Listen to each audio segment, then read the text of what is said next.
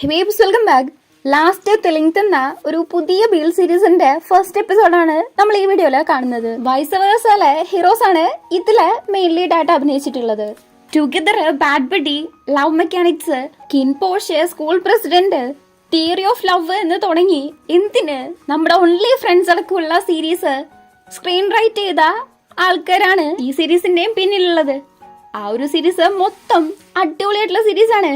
ആ ഒരു വിശ്വാസത്തിലാണ് ഞാൻ ഈ ഒരു സീരീസ് കാണാൻ തുടങ്ങിയത്. ഫസ്റ്റ് എപ്പിസോഡ് കണ്ടിട്ട് ബാക്കി സീരീസിനെ പോലെ തന്നെ ഒരു പ്രോമിസിംഗ് ആയിട്ടുള്ള സീരീസ് ആണ് ലാസ്റ്റ് തെളിങ്ങും. പോരാത്തതിന് ഈ ഒരു പേരും എനിക്ക് ഭയങ്കര അട്രാക്റ്റീവ് ആയിട്ട് തോന്നി. പോസ്റ്റർ ആണെങ്കിലും അടിപൊളിയാണ്. ഏകദേശം ഒരു സ്റ്റോറി ലൈൻ എന്ന് പറയണമെങ്കിൽ നമ്മുടെ കാർത്തിന്റെ തോഴ എന്ന് പറയുന്ന ഒരു തമിഴ് മൂവി ഉണ്ടല്ലോ, ഏകദേശം അതിലെ പോലെ തന്നെയാണ്. കുറച്ച് സാമ്യങ്ങളൊക്കെ ഉണ്ട് എന്ന് പറഞ്ഞുകൊണ്ട് നമ്മുടെ ഇതിലെ ഹീറോ പാരലൈസ്ഡ് ഒന്നല്ല. എന്താണ് കഥ എന്ന് നമുക്ക് കണ്ടു തന്നെ മനസ്സിലാക്കാം. ഓക്കെ, ഫസ്റ്റ് എപ്പിസോഡിന്റെ തുടക്കത്തില് ഒരു പയ്യനെയാണ് കാണിക്കുന്നത്. പയ്യന്റെ പേര് ഡേ എന്നാണ്. നമ്മുടെ ഒരു മെയിൻ ലീഡാണ്. ആളൊരു നാഷണൽ ബാഡ്മിന്റൺ കളിക്കാരനാണ്. ഡേന്റെ അടുത്തേക്ക് അവന്റെ ബാഡ്മിന്റൺ പാർട്ട്ണർ ആയിട്ടുള്ള ഓഗസ്റ്റ് വരുന്നുണ്ട്. അവർ രണ്ടും കൂടെ കളിക്കാൻ വേണ്ടി റെഡി ആവുന്നു. ഇനി നമുക്ക് അടുത്ത ഹീറോയെ കാണാം. ആളുടെ പേര് മോക്ക് എന്നാണ്. ഒരു വർക്ക്ഷോപ്പില് പണിയെടുക്കുന്നതായിട്ടാണ് കാണിക്കുന്നത്. ആ സമയത്ത് ഫ്രണ്ട്സും കൂടെ തന്നെ ഉണ്ട്. എന്തോ ബെറ്റ് വെച്ചിന് തോറ്റതിന്റെ പൈസ ചോദിക്കുന്ന സമയത്ത് നമ്മുടെ ചെക്കനാണെങ്കിൽ അങ്ങനെ പൈസ അധികം കൊടുക്കുന്ന കൂട്ടത്തിലല്ല. അതുകൊണ്ട് തന്നെ ഫ്രണ്ട്സിന്റെ അടുത്ത് ഒരു ബെറ്റും കൂടെ വെക്കാന്ന് പറയാണ്. നോക്കുമ്പം ബാഡ്മിന്റൺ കളിയാണുള്ളത്. ആരുടെ? നമ്മുടെ ഡേന്റെ. ശരി, ഓക്കെ എന്ന് പറഞ്ഞാൽ അത് കാണുന്നു. സിംഗപ്പൂരും തായ്ലൻഡും ആണ് കളിക്കുന്നത്. ഗെയിം ഒന്ന് നോക്കിയിട്ട് സിംഗപ്പൂരിന്റെ മേലെയാണ് നമ്മുടെ ചെക്കൻ ബെറ്റ് വെക്കുന്നത്. മോക്ക് കാര്യമായിട്ട് കളി കാണുന്ന സമയത്ത് നമ്മുടെ ഡേ അവിടെ കാര്യമായിട്ട് കളിച്ചുകൊണ്ടിരിക്കാണ്. ആള് സെറ്റായിട്ടാണ് കളിച്ചുകൊണ്ടിരിക്കുന്നത്. പക്ഷെ അതിന്റെ ഇടയ്ക്ക് അവന് കാഴ്ച മങ്ങുവാണ്. ഒന്നും കറക്റ്റായിട്ട് കാണാൻ പറ്റുന്നില്ല. കോക്ക് അങ്ങനെ താഴെ വീഴുന്നു. ഇത് കണ്ടിട്ട് തന്നെ അവിടെ നമ്മുടെ മോക്ക് ഉറപ്പിച്ചു തായ്ലൻഡ് തോക്കുന്ന്. അവരുടെ അടുത്ത് ബെറ്റ് വെച്ചാ പൈസ വെച്ചുകൊണ്ടിരിക്കാണ്. അപ്പോഴാണ് ഒരു പയ്യൻ വന്നിട്ട് ഇവരെ അടിക്കാൻ വേണ്ടിട്ട് ഒരു ടീം വന്നിട്ടുണ്ട് എന്ന് പറയുന്നത്. ഇവിടെ നമ്മുടെ ഡേ പിന്നെയും കളിക്കുന്നുണ്ട്. പക്ഷെ വീണ്ടും അവന് കോക്ക് കാണാതെ വരുവാണ്. രണ്ടാമതും കോക്ക് താഴെ വീഴുന്നു. അവനാണെങ്കിൽ ആ കണ്ണുമരയ്ക്ക് കാണാനേ പറ്റുന്നില്ല. കൂടെ നിൽക്കുന്ന ഓഗസ്റ്റിനെ പോലും മങ്ങിയാണ് കാണുന്നത്. പെട്ടെന്ന് ഇങ്ങനെ വരുമ്പം ആരാണേലും പേടിച്ചുവല്ലോ.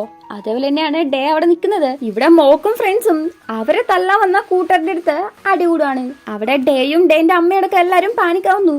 ഇവിടെ ആണെങ്കിൽ അടിയെല്ലാം കഴിഞ്ഞ് മോക്കിപ്പം പോലീസ് സ്റ്റേഷനിലാണ് ഉള്ളത്. അപ്പൊ അവന്റെ ഫ്രണ്ട് അങ്ങോട്ടേക്ക് വരുന്നുണ്ട്. അവളുടെ പേര് പൂജ എന്നാണ്. വന്നിട്ട് പറയുന്നത് അവന്റെ അനിയത്തി മരിച്ചു എന്നാണ്. ഇത് കേട്ടിട്ട് മോക്കാണെങ്കിൽ ഭയങ്കരമായിട്ട് കരയുന്നുണ്ട്.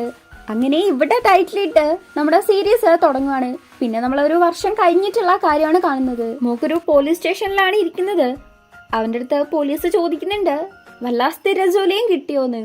മോക്ക് അപ്പൊ ആലോചിച്ച് നോക്കാണ്. ഈ ഒരു വർഷമായിട്ട് അവൻ കുറെ ജോലിക്ക് വേണ്ടി ശ്രമിച്ചിട്ടുണ്ടായിരുന്നു. അവന്റെ ഒരു മെക്കാനിക് ആണല്ലോ. അപ്പൊ ഓരോ സ്ഥലത്ത് പോകുമ്പോഴും ഇവന്റെ കാലിൽ ഈ പോലീസ് ട്രാക്ക് ചെയ്യാൻ കണ്ടിരുന്ന ഒരു കേസ് ഉണ്ട്.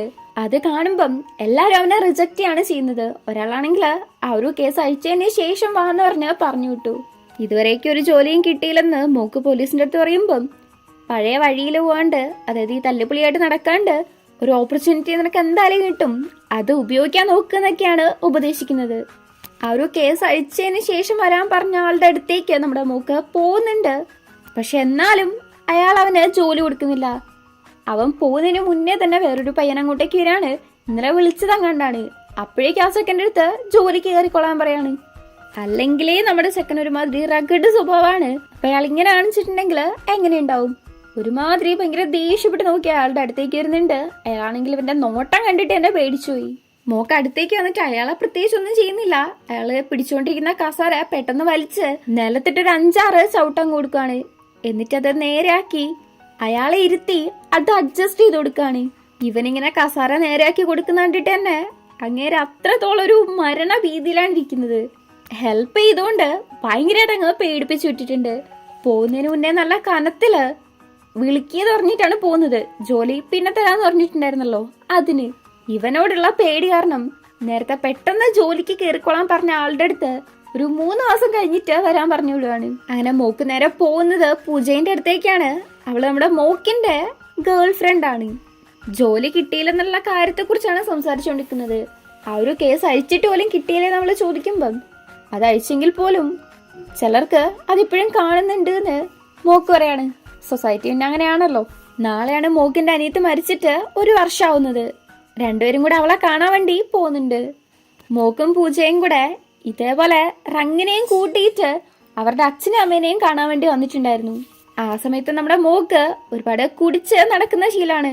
രണ്ടുപേരും പാരന്റ്സിന്റെ അടുത്ത് സംസാരിക്കുന്നുണ്ട്. റങ്ങാണെങ്കിൽ അവളൊരു പുതിയ നെയിൽ സലൂൺ തുടങ്ങാൻ പോവാണ്. അതിനെക്കുറിച്ചുള്ള കാര്യങ്ങളൊക്കെ അമ്മേന്റെ അടുത്തും അച്ഛൻ്റെ അടുത്തും പറയുന്നുണ്ട്. ഭയങ്കര ഹോപ്പ്ഫുൾ ആയിട്ടായിരുന്നു അവൾ ഉണ്ടായിരുന്നത്. പക്ഷെ അതൊരു ഫ്ലോപ്പ് ആയതിനു ശേഷം അവൾ ഭയങ്കരമായിട്ട് കരയുന്നതായിട്ട് കാണിക്കുന്നുണ്ട്. മിക്കവാറും അത് കാരണം തന്നെ ആയിരിക്കണം അവള് മരിച്ചതും. ഇവൻ ഭയങ്കരമായിട്ട് വിഷമിച്ചിരിക്കുന്ന കണ്ടിട്ട് അവള് പറയുന്നുണ്ട്, കുറ്റബോധമൊന്നും തോന്നണ്ട, അവൾ എന്തുകൊണ്ടാണ് ഇത് ചൂസ് ചെയ്തതെന്ന് നമുക്കറിയില്ലെന്ന്. അല്ലെ തന്നെ എനിക്ക് എന്തിനാ കുറ്റബോധം തോന്നേണ്ടത്, അവക്കാ തോന്നേണ്ടത് എന്ന് മോക്ക് പറയാണ്. ഇവനൊരു മെക്കാനിക് ആണല്ലോ, പക്ഷെ അവന് എപ്പോ എവിടെ ചെന്നാലും ക്ലീനിങ് ജോലി മാത്രമേ കിട്ടാറുള്ളൂ. അടുത്ത ദിവസം പോകുന്നതും അങ്ങനെ ഒരു ജോലിക്കാണ്. അങ്ങനെ ഒരു സ്ഥലം ക്ലീൻ ചെയ്തിട്ട് വരുമ്പോഴാണ് കാണുന്നത് കുറെ പേര് ഒരു സ്ഥലത്ത് ഇരിക്കുന്നത്. എന്താ സംഭവം എന്ന് ചോദിക്കുമ്പം ജോബിന്റെ ഇന്റർവ്യൂ ആണെന്ന് പറയുന്നുണ്ട്. സെക്രട്ടറിനെ പോലെ ആണോ എന്ന് ചോദിക്കുമ്പം അങ്ങനൊന്നും പറയാൻ പറ്റത്തില്ലെന്ന് പറയാണ്. ഇവനാണെങ്കിൽ ഭയങ്കര ക്യൂരിയസ് ആയി എന്ത് ജോബാണെന്ന് അറിയാൻ വേണ്ടിയിട്ട് അങ്ങനെ അവിടെ തന്നെ വെയിറ്റ് ചെയ്തിരിക്കുന്നു. അവിടെ ഇന്റർവ്യൂ നടക്കുന്നത് നമ്മുടെ ഡേയ്ക്ക് ഒരു ഹെൽപ്പറിനെ വേണ്ടിയിട്ടാണ്. ഡേയും ഡേന്റെ അമ്മയും പിന്നെ ചേട്ടനുമാണ് അവിടെ ഉള്ളത്. ഇന്റർവ്യൂ തുടങ്ങുന്നുണ്ട്. ആരെയും തന്നെ ഇവർക്ക് ഇഷ്ടപ്പെടുന്നില്ല, പ്രത്യേകിച്ച് നമ്മുടെ ഡേയ്ക്ക്. അപ്പോഴാണ് ഒരാൾ വന്നിട്ട് വെറുതെ ഇല്ലാത്തൊരു ശോക കഥയും കൂടെ പറയുന്നത്. പാവച്ചക്കൻ മടുത്തു പോകുന്നുണ്ട്. അങ്ങനെ ഇന്നത്തേക്കുള്ള ഇന്റർവ്യൂ നിർത്തുവാണ്. നമ്മുടെ മോക്ക് നോക്കുമ്പം അവൻ ഇത്രയും നേരം കാത്തൂത്തി വെയിറ്റ് ചെയ്തിരുന്നിട്ട് ഇന്നിനി ഇന്റർവ്യൂ ഇല്ല, അടുത്ത ആഴ്ചയുള്ളൂന്ന് ഡേന്റെ ചേട്ടനായിട്ടുള്ള നൈറ്റോ എന്ന് പറയുമ്പം അതങ്ങനെ പെട്ടെന്ന് നമ്മുടെ മോക്ക് അംഗീകരിക്കത്തില്ലല്ലോ. ഡോറും തള്ളി തുറന്നകത്തേക്കുവാണ്. ഒരാളെയും കൂടെ ഇന്റർവ്യൂ ചെയ്തു എന്ന് വെച്ചാൽ ചത്തൊന്നും പോകത്തില്ലെന്നും പറഞ്ഞുകൊണ്ടാണ് ഡോറും തള്ളി അങ്ങ് കയറി വരുന്നത് തന്നെ. അത് കഴിഞ്ഞിട്ടാണ് ആ ഒരു സാഹചര്യം കാണുന്നത്. മോക്കിന്റെ എൻട്രി തന്നെ നമ്മുടെ ഡേക്ക് അങ്ങ് ഒരുപാട് ഇഷ്ടപ്പെട്ടു. അത് ഡേ പറയുന്നുണ്ട്. അപ്പോഴാണ് നമ്മുടെ ചെക്കന് മനസ്സിലാവുന്നത് എന്താണ് ജോലിന്ന്. അത് മനസ്സിലാവുമ്പം ഞാനിത് ഉദ്ദേശിച്ചല്ല വന്നീന്ന് പറഞ്ഞ് പോവാൻ നിൽക്കുവാണ്. ഒരു ഇന്റർവ്യൂക്ക് വേണ്ടിയിട്ട് കുറച്ചേരം കൂടെ നിന്നു എന്ന് വെച്ച് നീ ചത്തൊന്നും പോകത്തില്ലെന്ന് മോക്ക് നേരത്തെ പറഞ്ഞ അതേ ഡയലോഗ് ഇപ്പൊ ഡേ മോക്കിന്റെ അടുത്ത് പറയാണ്. അങ്ങനെ എന്തായാലും ഇന്റർവ്യൂ സ്റ്റാർട്ട് ചെയ്യുന്നുണ്ട്. ഇതിനു മുന്നേ ആരെങ്കിലും ഇങ്ങനെ നോക്കിയിട്ടുണ്ടോ എന്ന് ചോദിക്കുന്ന സമയത്ത് ചത്ത പോലെ കുടിച്ചിട്ടുള്ള എന്റെ ഫ്രണ്ട്സിനെ കൊണ്ടുപോയിട്ടുണ്ട്, അത് കൂട്ടോന്ന് ചോദിക്കാണ്. അത് നമ്മുടെ ഡേക്ക് ഭയങ്കരമായിട്ട് അങ്ങ് ഇഷ്ടപ്പെടുന്നുണ്ട്. ഞാനും മരിച്ചാളും തമ്മിൽ വലിയ വ്യത്യാസമൊന്നും ഇല്ലെന്ന് പറഞ്ഞുകൊണ്ടിരിക്കാണ്. പക്ഷെ മോക്കാണെങ്കിൽ ഈ പണിക്ക് വേറെ ആരെങ്കിലും നോക്കിയാൽ മതി എന്ന് പറഞ്ഞ് പോവാൻ നിൽക്കുമ്പം നിക്ക്, ഇന്റർവ്യൂ കഴിഞ്ഞിട്ടില്ല, നിനക്ക് ഇപ്പൊ എത്ര സാലറി കിട്ടുന്നത് അതിന്റെ ഡബിൾ ആക്കി തരാന്ന് പറയാണ്. നിനക്ക് ശരിക്കും എന്താ വേണ്ടത് എന്ന് മോക്ക് നിന്നെ കുറിച്ച് അറിയണം.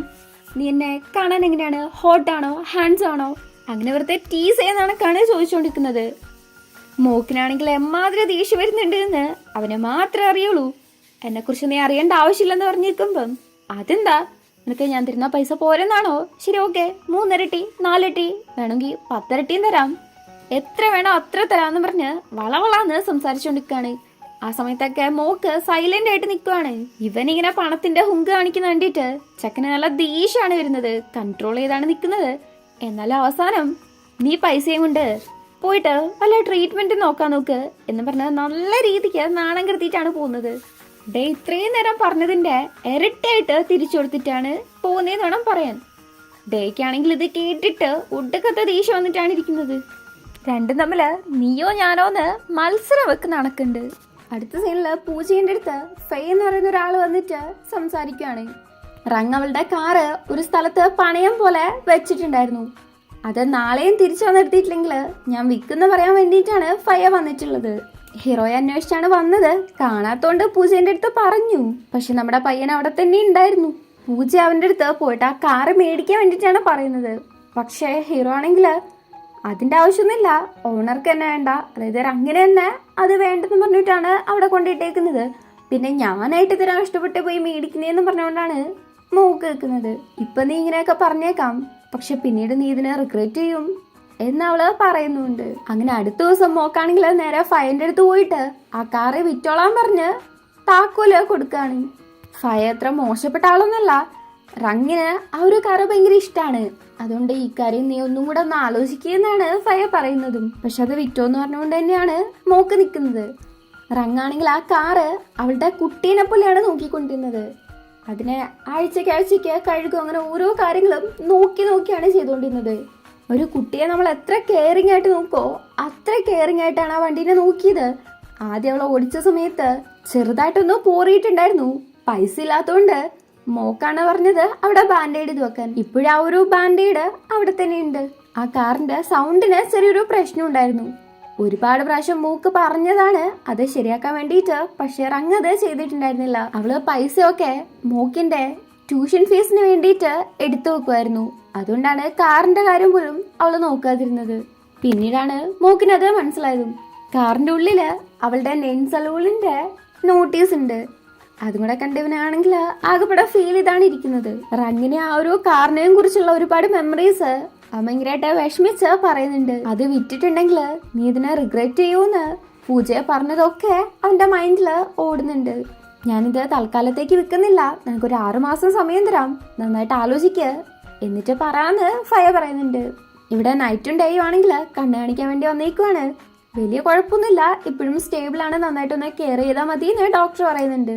ഡേയും നൈറ്റും കൂടെ തിരിച്ചു വരുന്ന സമയത്ത് നൈറ്റിനാണെങ്കിൽ ഒരു ഡോക്യുമെന്റ് കൊടുക്കാനുണ്ട്. നീ ഇവിടെ പുറത്ത് വെയിറ്റ് ചെയ്യുന്നോ അതോ അകത്ത് വന്ന് വെയിറ്റ് ചെയ്യാണോ എന്ന് അവൻ ചോദിക്കുന്ന സമയത്ത് ഡേ ആണെങ്കിൽ കാറിൽ നിന്ന് പുറത്തിറങ്ങുവാണ്. നൈറ്റിനും ദേഷ്യം വരുന്നുണ്ട്, എന്നാലും കൺട്രോൾ ചെയ്ത് വെയിറ്റ് ചെയ്യാൻ ഞാനിപ്പോ വരാമെന്നും പറഞ്ഞ് അവന്റെ കയ്യിൽ പിടിക്കുന്ന സമയത്ത് ഡേ കൈ തട്ടി മാറ്റുന്നു. ഇവിടെ നമ്മുടെ മോക്കാണെങ്കിൽ ഒരു സ്ഥലത്ത് ജോബിന് വേണ്ടി വന്നേക്കാണ്. ഓൾറെഡി തന്നെ ആള് എടുത്തു കഴിഞ്ഞു എന്ന് പറയുമ്പം ഓക്കെ എന്ന് പറഞ്ഞ് അവൻ ലിഫ്റ്റിലേക്ക് കയറുവാണ്. അപ്പോണ്ട് അങ്ങോട്ടേക്ക് നമ്മുടെ ഡേ വരുവാണ്. ലിഫ്റ്റിലേക്ക് കയറുന്നു. കഷ്ടപ്പെട്ടാണ് ഫ്ലോറൊക്കെ സെലക്ട് ചെയ്യുന്നത്. ഇതൊക്കെ നമ്മുടെ മോക്കാണെങ്കിൽ ഭയങ്കര കാര്യമായിട്ട് ശ്രദ്ധിക്കുന്നുണ്ട്. ഡേ അവിടുന്ന് തപ്പിത്തടഞ്ഞ് പോകുന്നുണ്ട്. ഈ സമയത്ത് അവന്റെ ലൈബ്രറി കാർഡ് താഴെ വീഴുന്നുണ്ട്. ഇതും എടുത്ത് മോക്ക് പുറകെ തന്നെ പോകുന്നു. കുറച്ചേരം ഡേനെ നോക്കിയിട്ട് അവിടെയുള്ളൊരു ലേഡീൻ്റെ അടുത്ത് ചോദിക്കാണ് ഡേക്ക് എന്താ പറ്റിയെന്ന്. ഇങ്ങനെ കോർണിയക്ക് ഒരു പ്രശ്നം ഉണ്ടെന്ന് പറയുമ്പം അത് മാറ്റാൻ പറ്റില്ലേന്ന് ചോദിക്കുകയാണ്. കോർണിയ ട്രാൻസ്പ്ലാന്റേഷൻ ചെയ്യുകയാണെങ്കിൽ അത് നടക്കും. പാവം കൊച്ച് നാഷണൽ ടീമിലൊക്കെ ഉള്ളതായിരുന്നു എന്ന് പറഞ്ഞ് സഹതിപ്പിച്ചാണ് അവിടുന്ന് പോകുന്നത്. നമ്മുടെ മോക്കാണെങ്കിൽ കാര്യമായിട്ട് ഡേനെ നോക്കിയിരിക്കുന്നുണ്ട്. അപ്പോഴാണ് ഡേന്റെ അടുത്തുനിന്ന് ഒരു ബുക്ക് അങ്ങാണ്ട് താഴേക്ക് വന്നത്. ഡേ ആണെങ്കിൽ അത് എടുക്കാൻ നോക്കുന്നുണ്ട്, പക്ഷെ അവന്റെ കയ്യിലേക്ക് കിട്ടുന്നില്ല. വേറെ സ്ഥലത്താണ് തപ്പിക്കൊണ്ടിരിക്കുന്നത്. ഇത് കാണുമ്പം മോക്കിനെ ഹെൽപ്പ് ചെയ്യണമെന്നുണ്ട്, പക്ഷെ ഇങ്ങനെ നിൽക്കുവാണ്. അപ്പാണ് നൈറ്റ് അങ്ങോട്ടേക്ക് വന്നിട്ട് ആ ഒരു ബുക്ക് എടുത്തു കൊടുക്കുന്നത്. നിന്റെ അടുത്ത് താഴെ വെയിറ്റ് ചെയ്യാനല്ലേ ഞാൻ പറഞ്ഞതെന്ന് ചോദിക്കുമ്പം നീ നിന്റെ കാര്യം നോക്കുന്നുള്ള രീതിക്ക് ഡേ നിൽക്കുവാണ്. നൈറ്റിനാണെങ്കിലും എന്തുവാ ഇവന്റെ അടുത്ത് പറയണ്ടേന്ന് ഒരു പിടുത്തമില്ല. തിരിച്ചു പോകുന്ന സമയത്ത് നൈറ്റ് ഡേന്റെ അടുത്ത് സീറ്റ് ബെൽറ്റ് ഇടാൻ പറയുന്നുണ്ട്. അവനാണെങ്കിൽ താല്പര്യമില്ലാണ്ടാണ് ഇടാൻ തന്നെ നോക്കുന്നത്. അവനെ കൊണ്ടാണെങ്കിൽ ഇടാനും പറ്റുന്നില്ല. ഈ സമയത്ത് നൈറ്റ് ഹെൽപ്പ് ചെയ്യാൻ ശ്രമിക്കുന്നുണ്ടെങ്കിലും അതും ഡേ സമ്മതിക്കൂല. ഈ സമയത്താണ് അമ്മ വിളിച്ചിട്ട് എവിടെയാണെന്നും ചോദിച്ച് ഒരു ഡോക്യുമെന്റിനെ കുറിച്ച് ഡേന്റെ അടുത്ത് സംസാരിക്കാൻ പറയാണ്. കോൾ കട്ടയതിനു ശേഷം നൈറ്റ് പറയുന്നുണ്ട് നൈറ്റിനെ ഡേന്റെ കസ്റ്റോഡിയൻ ആക്കാനുള്ള ഡോക്യുമെന്റില് സൈൻ ചെയ്യുന്ന കാര്യം എന്നെ കൊണ്ട് പറ്റത്തില്ല. അല്ലേലും നിനക്ക് എന്റെ അടുത്തുള്ള എല്ലാ കാര്യങ്ങളും നിനക്ക് വേണമെന്നാണ്. എന്റെ കാറിന്റെ കാര്യമാണേലും ഒക്കെ അങ്ങനെ തന്നെയാണ്. പക്ഷെ എനിക്കിപ്പോ കുറച്ചു കാലത്തേക്ക് കണ്ണ് കാണാൻ പറ്റില്ലെന്ന് പറഞ്ഞുകൊണ്ട് എല്ലാം നിനക്ക് കിട്ടുന്ന വിചാരിക്കരുത്. എനിക്ക് കണ്ണ് കാണാൻ തുടങ്ങിയാല് പിന്നെ നിന്നാരും കേറിയെത്തേയില്ല എന്നൊക്കെ ഇവൻ പറയാണ്. നൈറ്റിനും ദേഷ്യം വരുന്നുണ്ട്. നിന്നെ നോക്കുന്നത് അത്ര എളുപ്പമുള്ള കാര്യമാണെന്നാണ് നിന്റെ വിചാരം എന്നൊക്കെ പറഞ്ഞാൽ ചൂടാവുന്നു. ഇവന്മാര് തമ്മില് ശരിക്കും എന്താ പ്രശ്നം എന്തോ. ഡേ ആണെങ്കിൽ ദേഷ്യപ്പെട്ട് കാറിൽ നിന്ന് ഇറങ്ങുവാണ്. ഇവരാണെങ്കിൽ ഒരു സിഗ്നലിലാണ് നിൽക്കുന്നത്. സിഗ്നല് ചേഞ്ച് ആവുന്ന സമയത്ത് വണ്ടിയും പോകുന്നുണ്ട്. ഡേ ആണെങ്കിൽ ക്രോസ് ചെയ്യാനും പോവാണ്. ഇവനൊരു 20% കണ്ണ് കാണുള്ളൂ. അതുകൊണ്ട് തന്നെ ക്രോസ് ചെയ്യാൻ നോക്കുന്നുണ്ട്. ഏകദേശം പാതിയൊക്കെ എത്തുന്നുണ്ട്. കുറച്ച് കഴിയുമ്പോഴേക്കും ഭയങ്കരമായിട്ട് പേടിച്ച് നിൽക്കുവാണ്. വണ്ടിയൊക്കെ ആണെങ്കിൽ അവനെ ക്രോസ് ചെയ്ത് പോകുന്നുണ്ട്. ഒരു വണ്ടി കറക്റ്റായിട്ട് ഇടിക്കാൻ വരുന്ന സമയത്ത് നമ്മുടെ ഹീറോ അങ്ങോട്ടേക്ക് വരുവാണ്. പിടിച്ചു മാറ്റിയിട്ട് ഓക്കെ ആണോ എന്ന് ചോദിക്കുന്നു. അന്ന് കണ്ട പയ്യനാണ് എന്ന് പറയുന്നുണ്ട്. എന്റെ അടുത്ത് ബൈക്ക് ഉണ്ട്, നിനക്ക് എവിടെയാ പോകേണ്ടത്, കൊണ്ടുവരണോന്ന് ചോദിക്കുകയാണ്. അങ്ങനെ മോക്കാണ് ഡേനെ വീട്ടിലേക്ക് കൊണ്ടുപോകുന്നത്. തൊട്ടുപുറകെ തന്നെ നൈറ്റ് വരുന്നുണ്ട്. അമ്മയാണെങ്കിൽ ഇവന്മാരിങ്ങനെ വേറെ ആയിട്ട് വരുന്നതും അതും ഡേ മോക്കിന്റെ കൂടെ കണ്ടതും അമ്മയ്ക്ക് അത്രയ്ക്ക് അങ്ങ് ഇഷ്ടപ്പെട്ടിട്ടില്ല.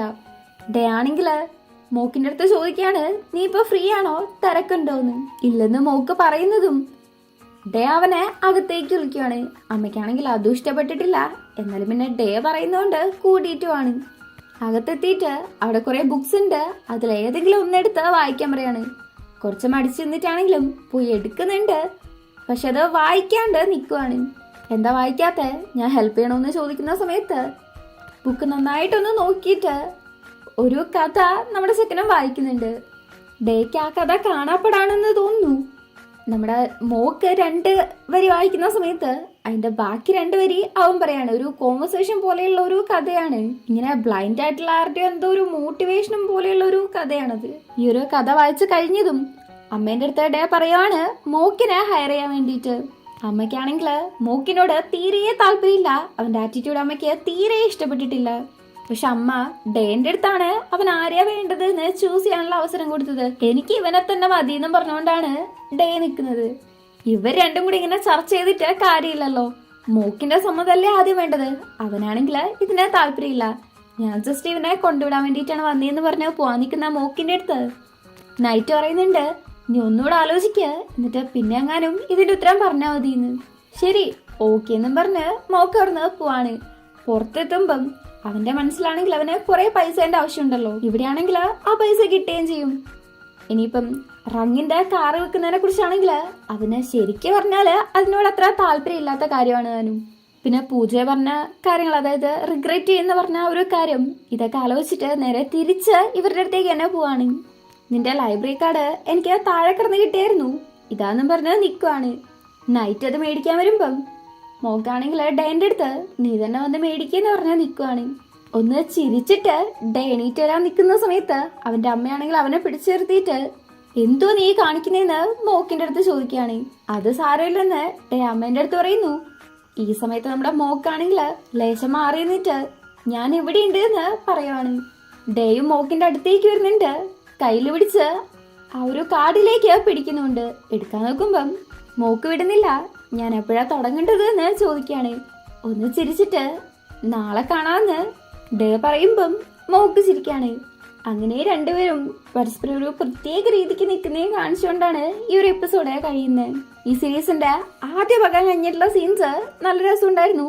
അതുകൊണ്ടാണ് ഞാൻ ഈ ഒരു സീരീസ് ഇടാന്ന് തീരുമാനിച്ചതും. ഭയങ്കര ഇൻട്രസ്റ്റിംഗ് ആയിട്ടാണ് ഇതിന്റെ സ്റ്റോറി എനിക്ക് തോന്നുന്നത്. അതുപോലെ തന്നെ ഒരു പ്രോമിസിംഗ് ആയിട്ടുള്ള സീരീസ് ആണെന്നാണ് തോന്നുന്നതും. ഫസ്റ്റ് എപ്പിസോഡ് കണ്ടിട്ട് നിങ്ങൾക്ക് എന്താണ് തോന്നുന്നത്? നിങ്ങളുടെ അഭിപ്രായം എന്താണെന്ന് കമന്റ് ചെയ്യാൻ മറക്കരുത്.